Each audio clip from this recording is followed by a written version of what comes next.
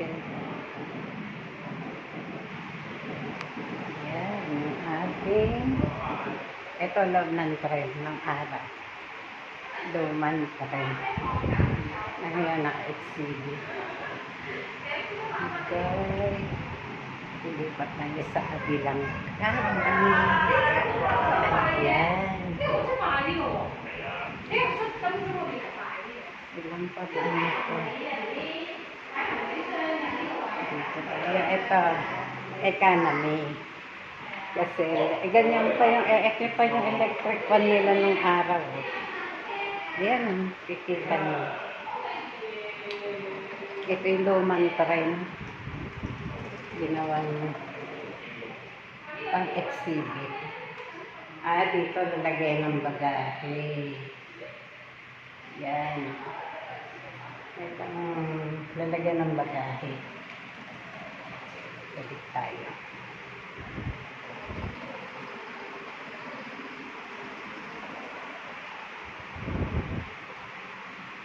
Palibasa nung araw, wala pa naman na air condition ng mga tren.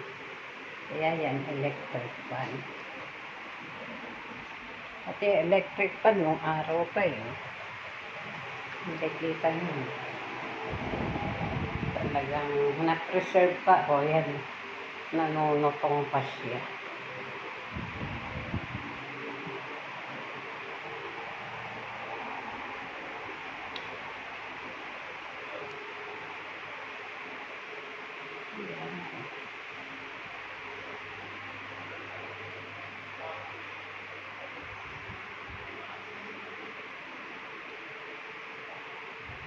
Dito meron doon sa unang-una ay yung first class na may aircon, split types na aircon. Okay. Kasi ito economy. Ganyan lalagyan niya, no? Talagang ganyan, no? Yung style ng tren ng araw. Kahit sa Pilipinas ng araw, ganito yung style ng tren.